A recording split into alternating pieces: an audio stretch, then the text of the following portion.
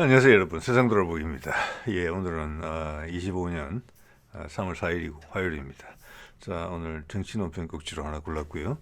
두 가지 내용을 말씀드려 보려고 해요. 하나는 대문사전에서 보신 미국의 항공모함, 니미츠급 항공모함 칼빈슨이 들어왔다. 부산항에 3월 2일에 왜 왔을까?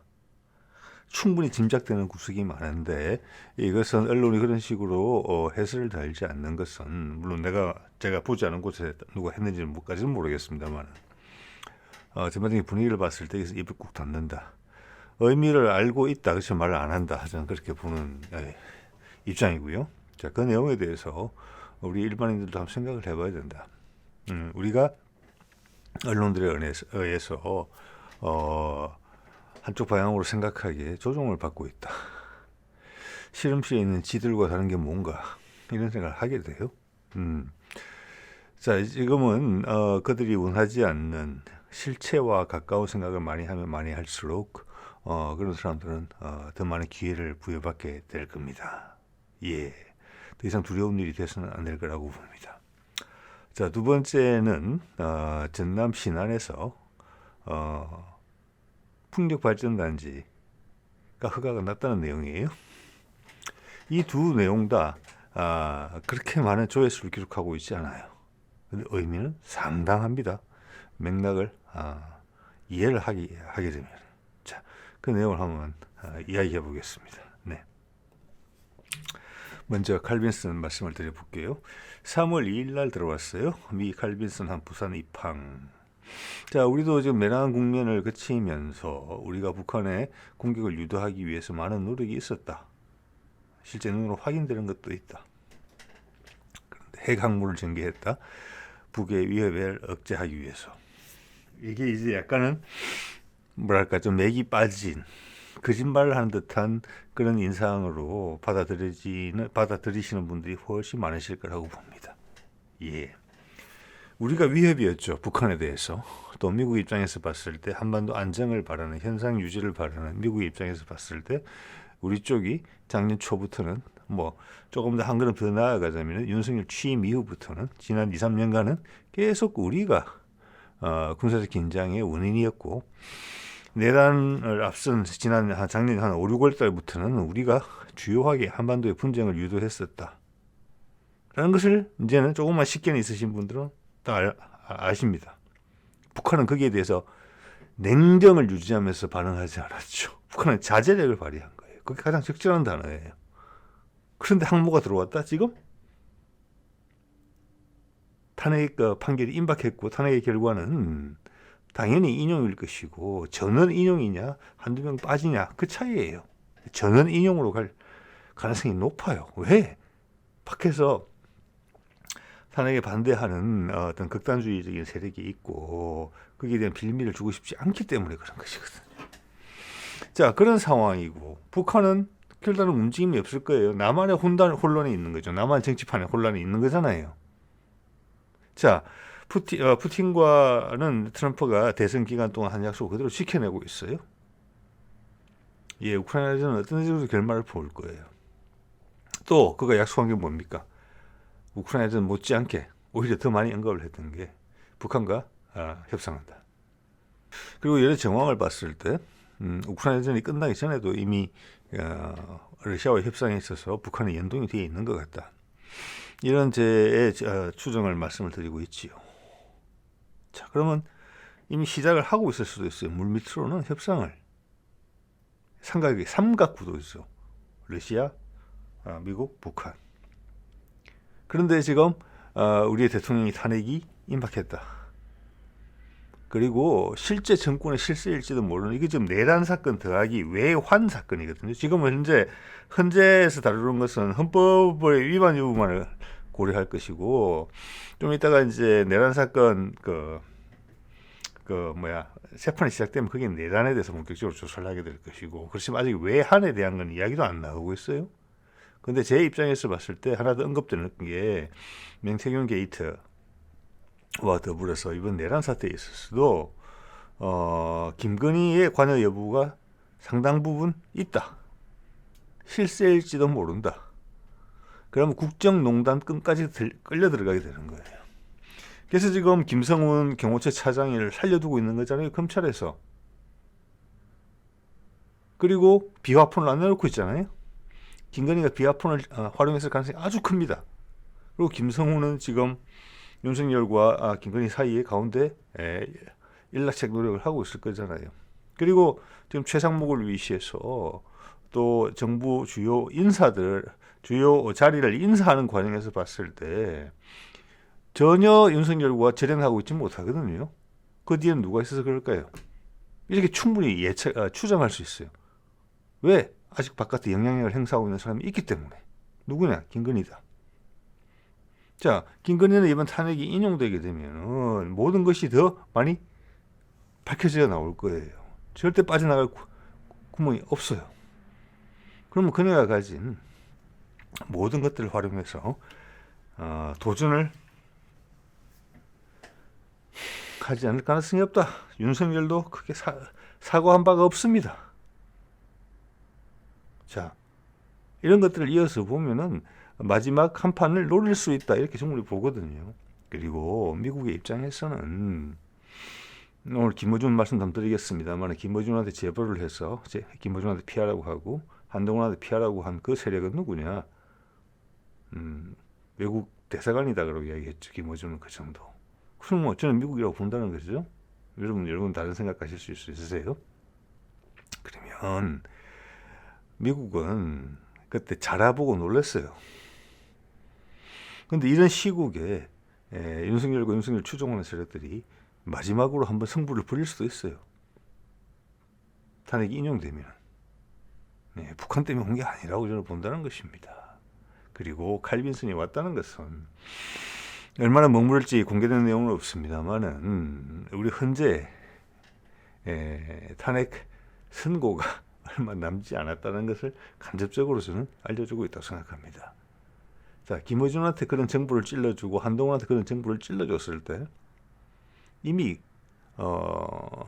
그 어떤 내란에 직접 가담하지 않은 반대 정치 세력이나 언론인들이 아는 것보다 훨씬 많은 상황을 미국은 알고 있었습니다.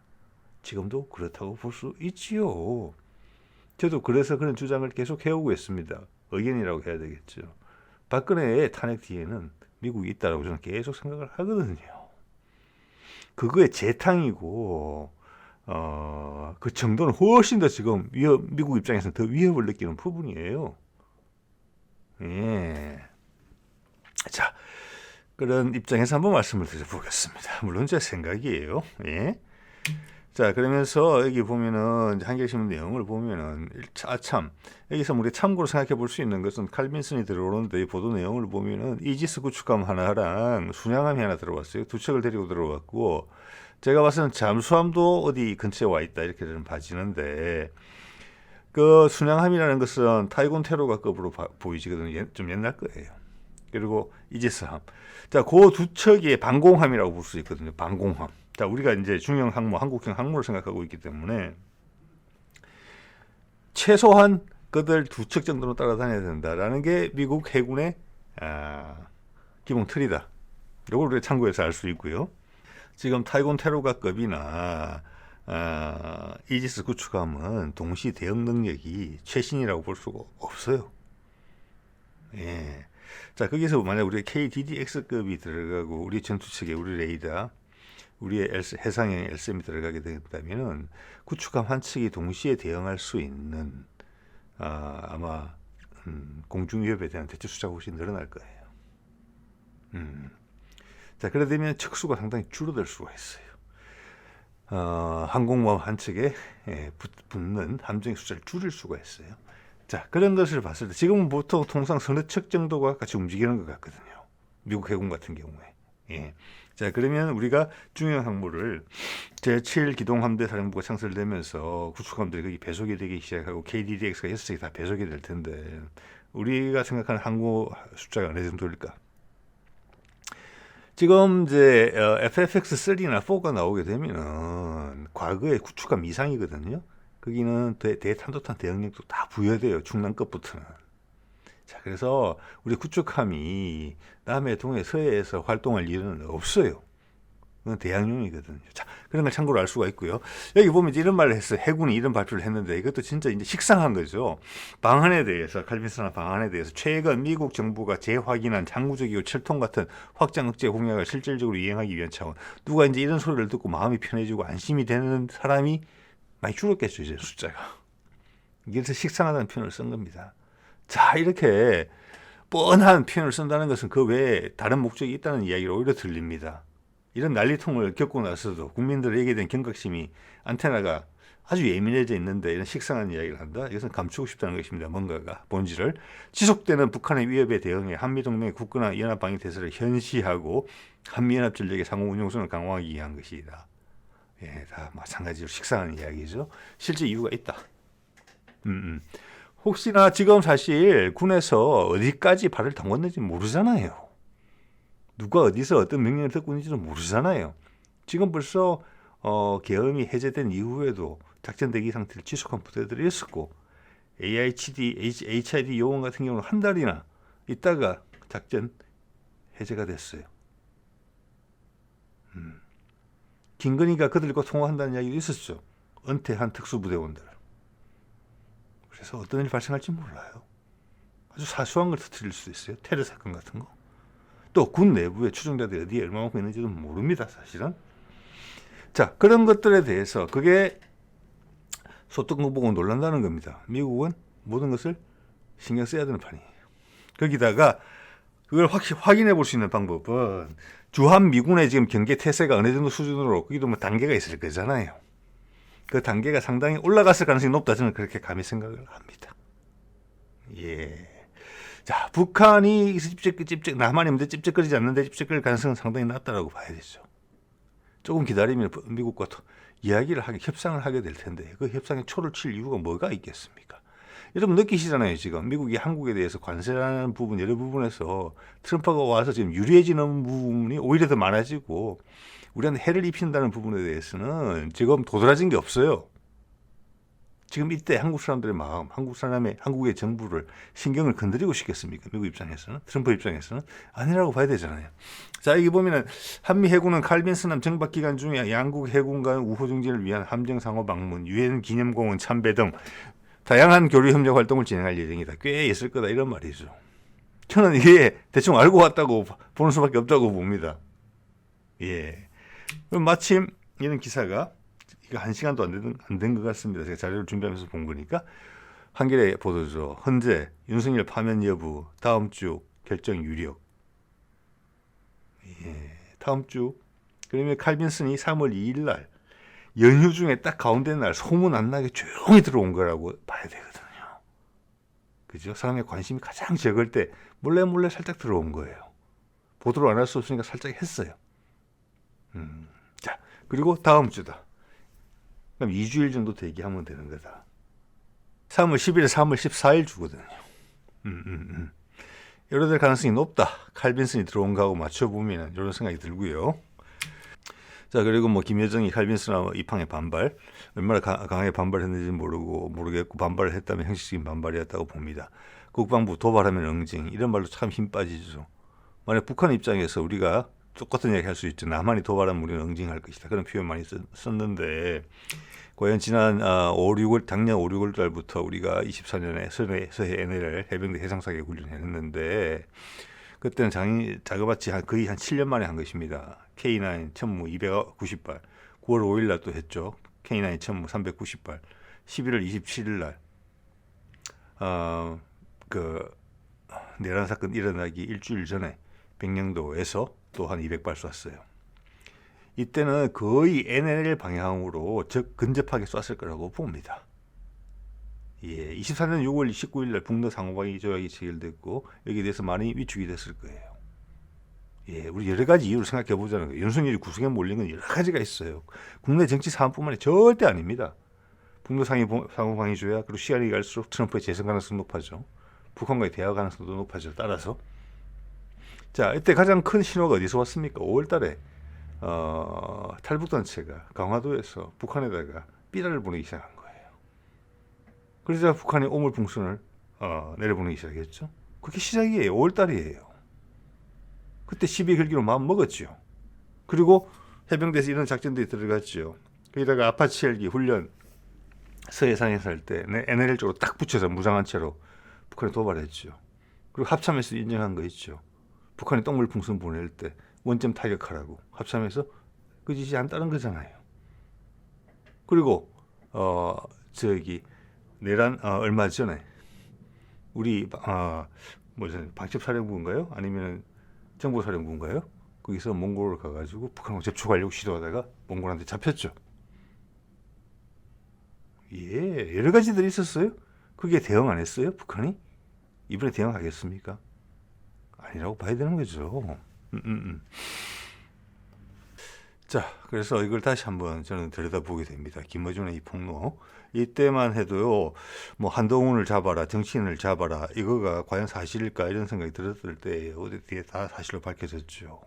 물론 이제 김어준의 내용은 좀 더 구체적입니다. 이건 사실관계가 아주 확인이 안 된 거예요.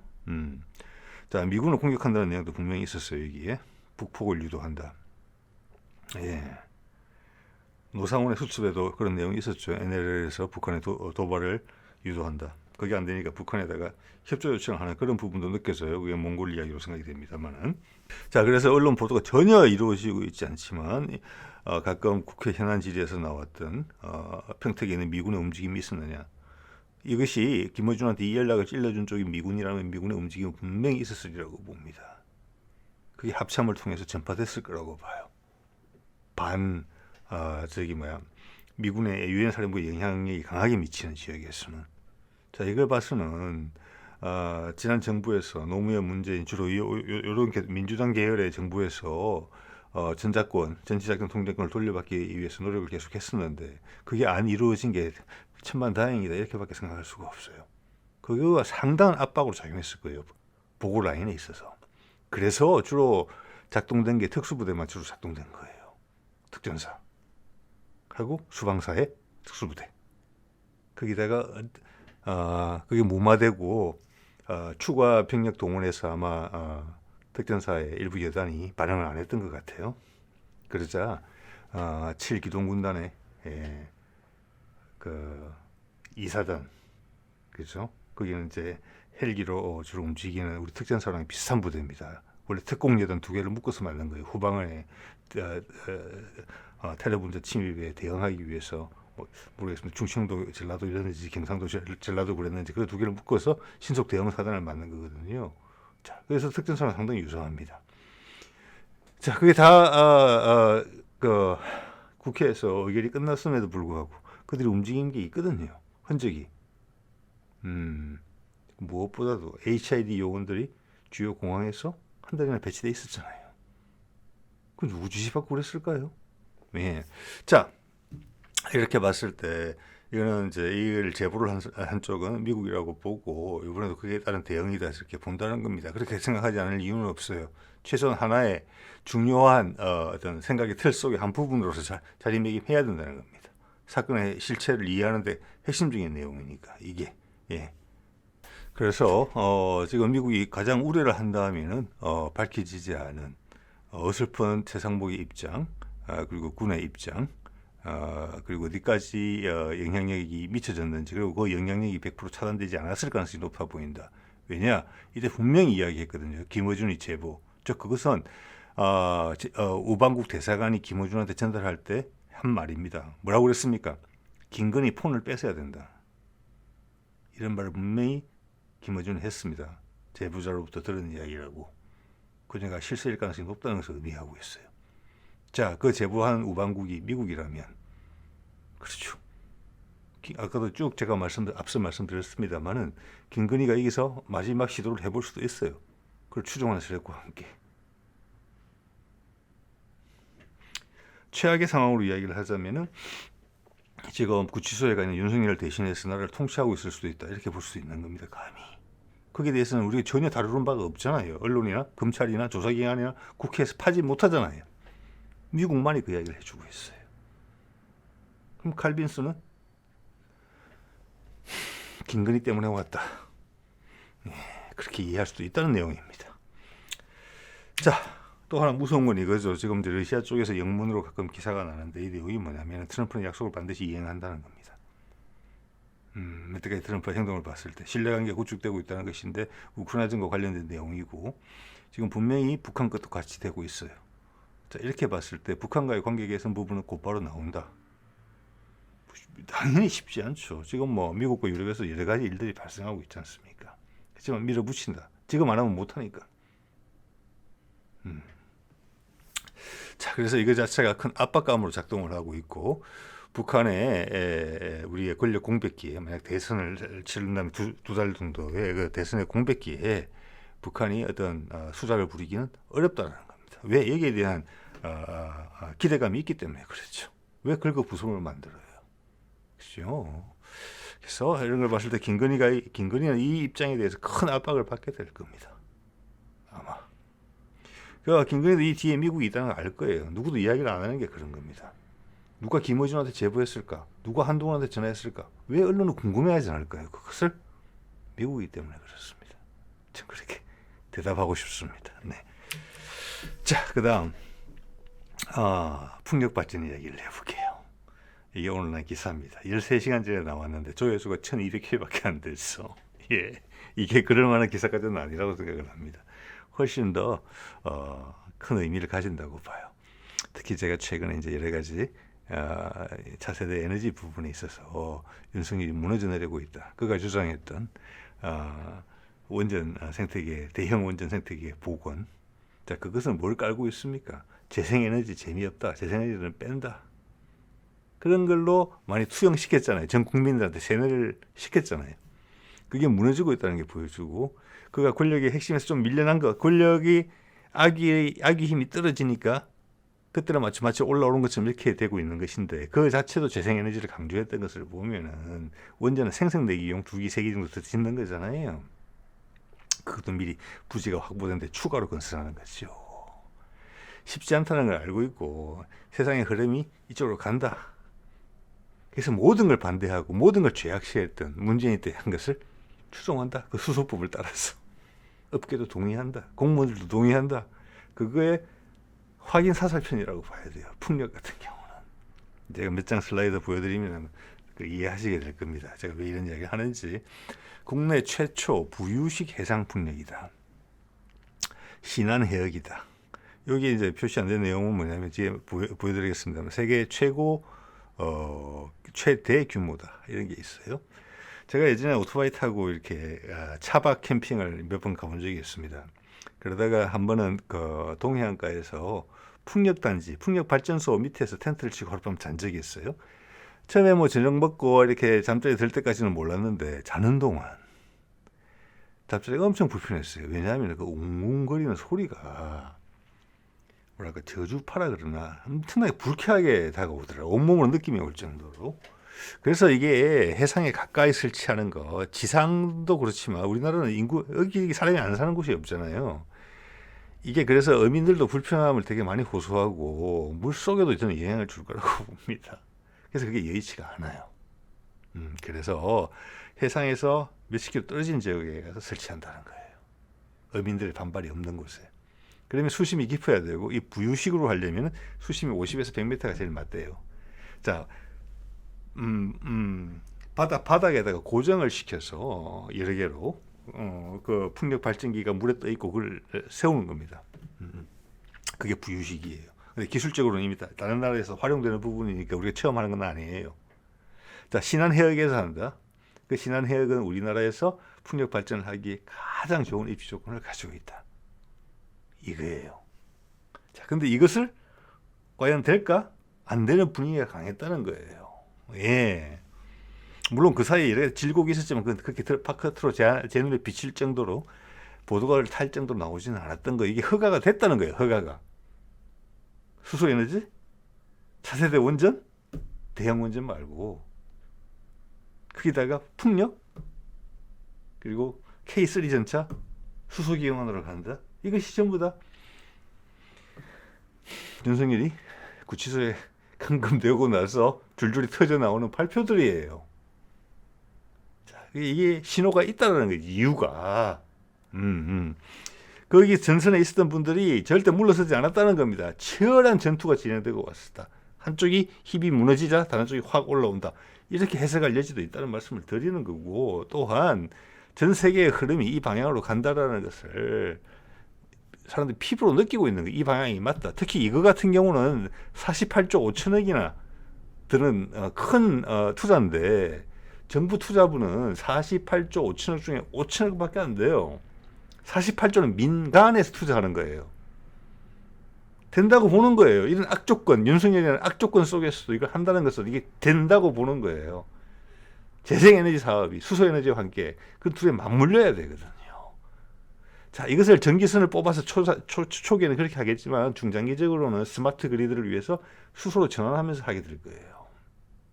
그걸 우리가 제일 먼저 해보고 싶은 거예요. 이거 필요한 거예요. 그게 대세다. 돈 놓고 돈을 먹는 기업에, 민간 기업에서도 이게 가야 된다고 한다는 거예요. 윤석열이 무한하게 몇 년에서 이렇게 하는 거잖아요. 예, 그래서 의미가 크다는 것입니다.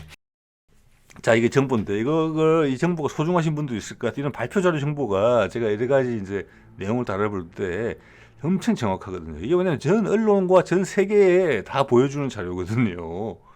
언론에서 자기 마음대로 이걸 뭐 취합해서 유리한 부분 강조하고 이런 게 아니기 때문에.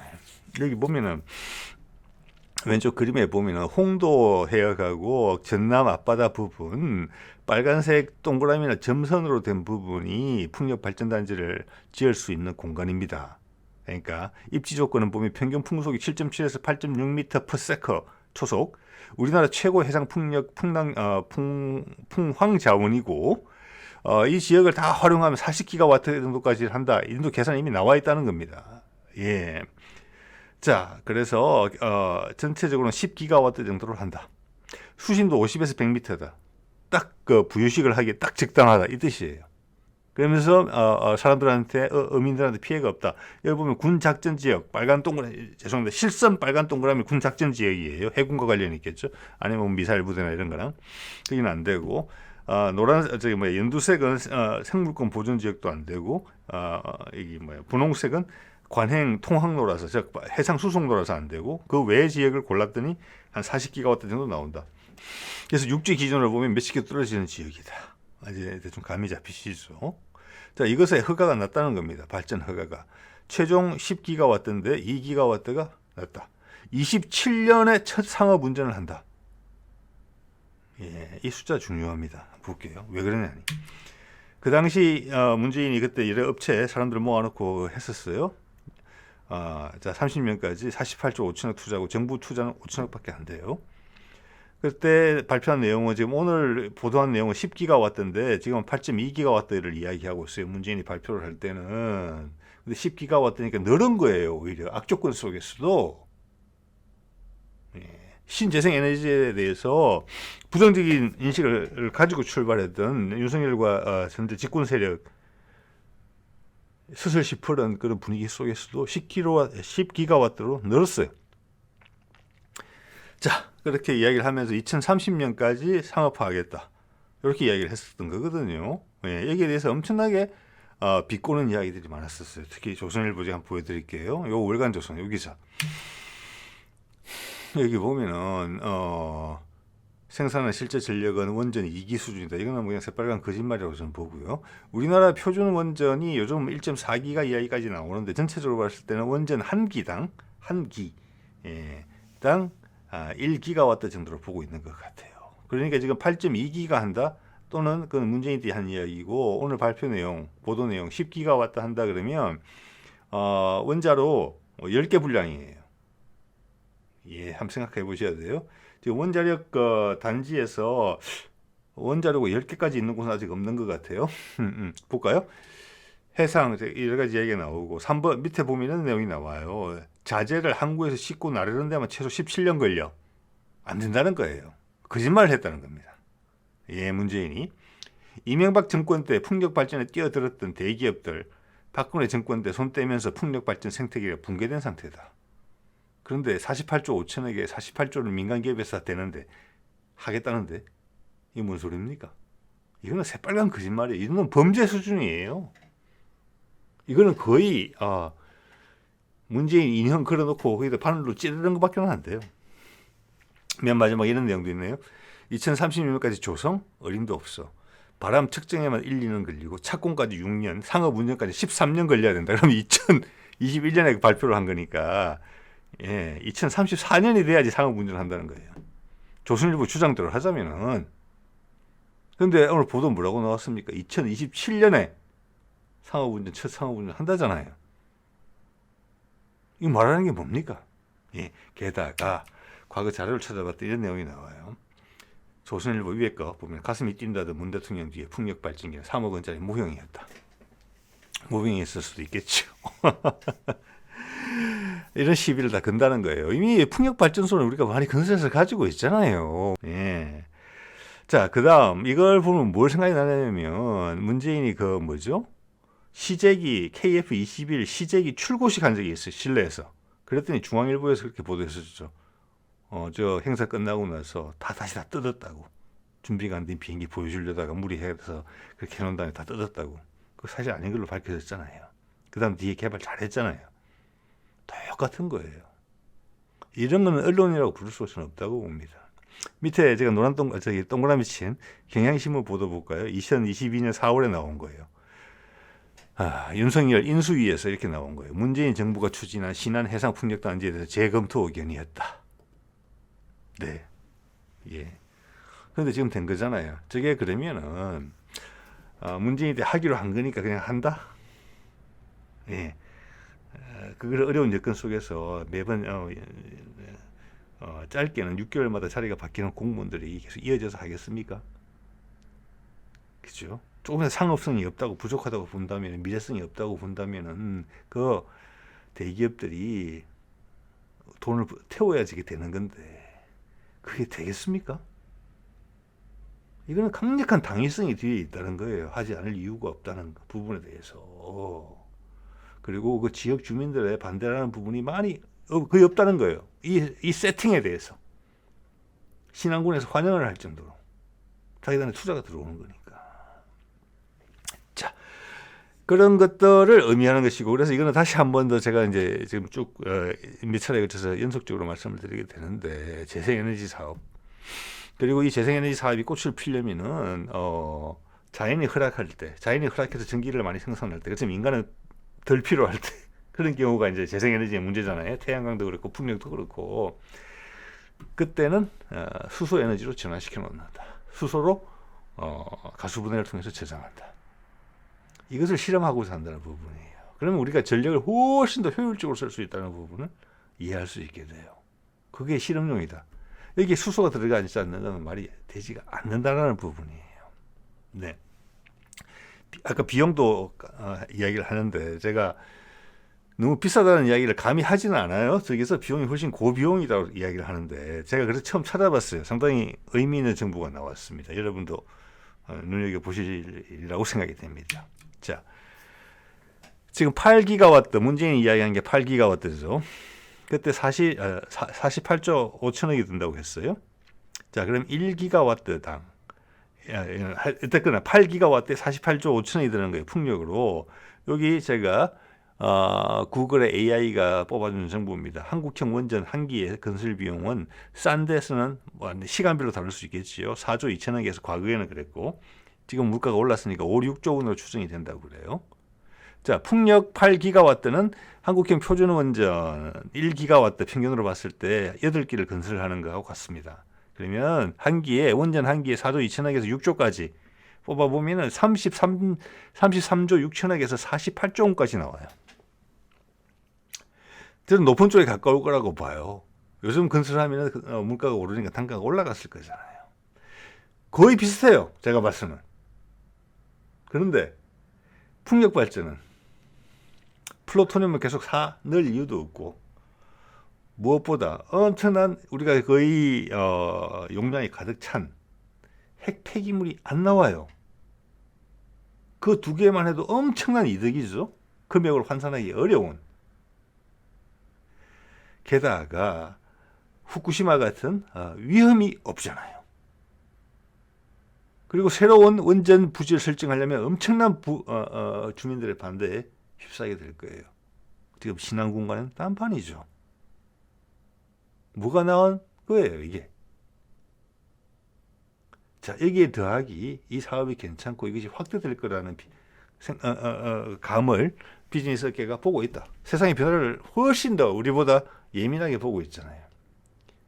자, 그것 또한 트럼프가 등장하면서 차세대 에너지원으로 갈아탈 가능성이 높다는 신호를 보여주고 있는 거예요. 우리가 수소 에너지 하는 것처럼. 그래서 그때 제 기억으로도 문재인이 그런 이야기를 했거든요. 스마트 그리드가 되고 이 수소를 가지고 한다. 그러다면 거리가 더 멀어져도 상관이 없는 거예요, 해양에. 왜? 전기선으로 연결 안 할 거니까. 수소로 저장해서 수소를 가져올 거니까.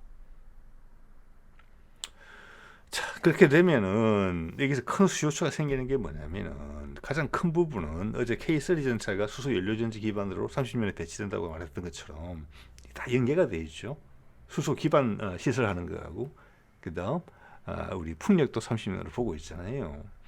더 큰 것은 그 사이에 발생할 수 있는 가장 큰 사건은 수소 자동차의 확대예요. 전기 자동차가 몇 년 만에 확대됐잖아요. 4, 5년 만에. 그거보다 훨씬 더 빠르게 될 겁니다. 속도가. 훨씬 더 큰 규모로. 왜? 기존 자동차 시장을 다 대체하는 거니까. 그럼 풍력 발전에서 나온 수소가 바로 자동차 연료가 된다는 그런 개념으로 접근하셔야 돼요. 지금 같은 경우는 기술 실증을 통해서 이 사업 분야 전체를 우리가 선도하려고 하는 거예요. 풍력은 우리가 선도가 아니지만 풍력과 수소를 연계한 스마트 그리드는 우리가 선구자가 되어야 되겠다. 왜? 그게 훨씬 더 시장이 클 거니까. 이렇게 이야기를 이미 했던 바가 있습니다. 예, 몇 년 전에. 그게 그대로 시장에 옮겨지고 있고 더 탄력이 붙고 있잖아요, 지금.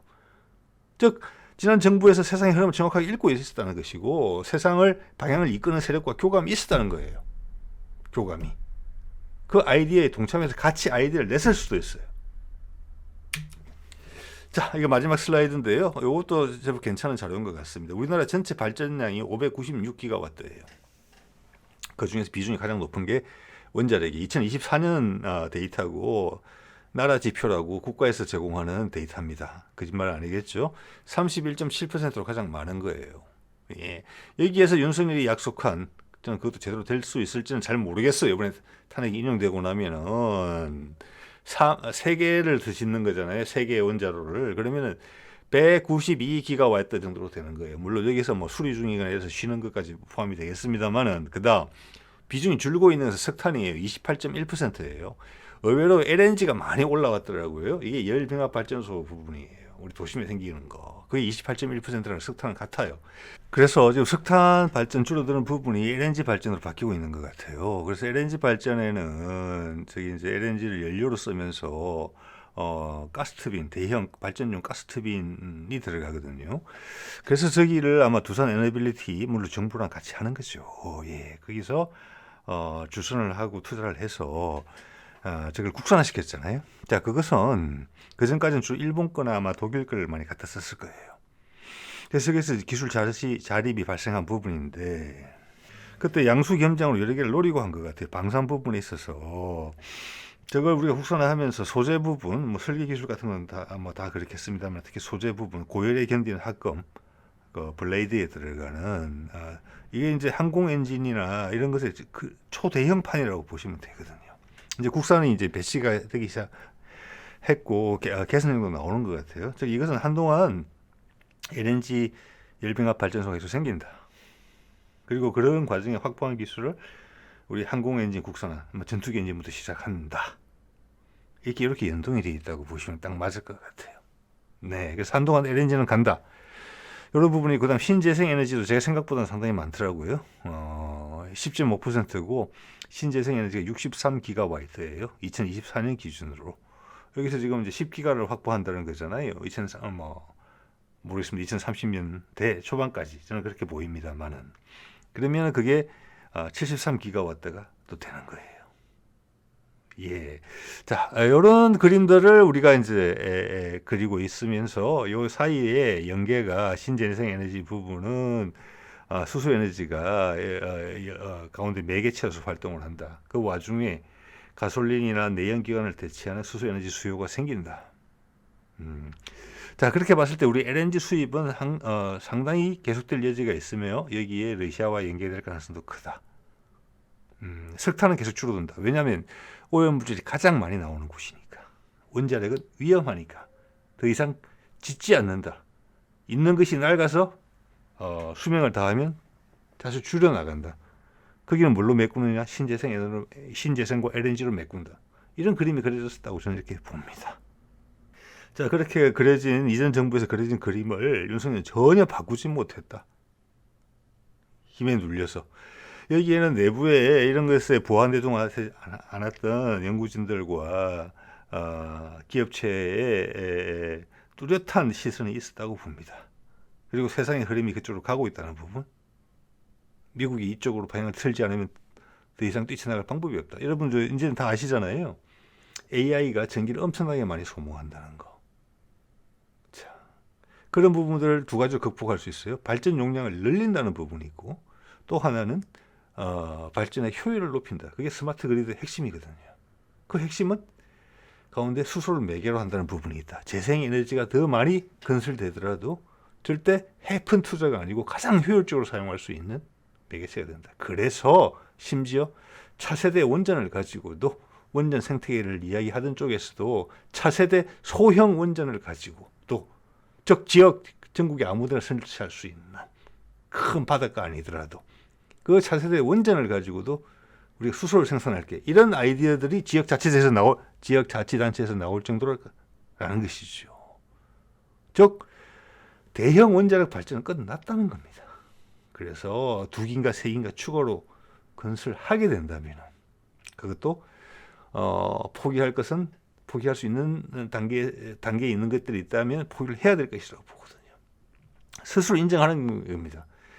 대형 원전의 생태계를 복원하겠다는 기치를 걸고 나온 정권이 결국은 대형 원전의 종말을 인정하고 선언한 셈이에요. 자기들 힘으로, 자기들 입으로.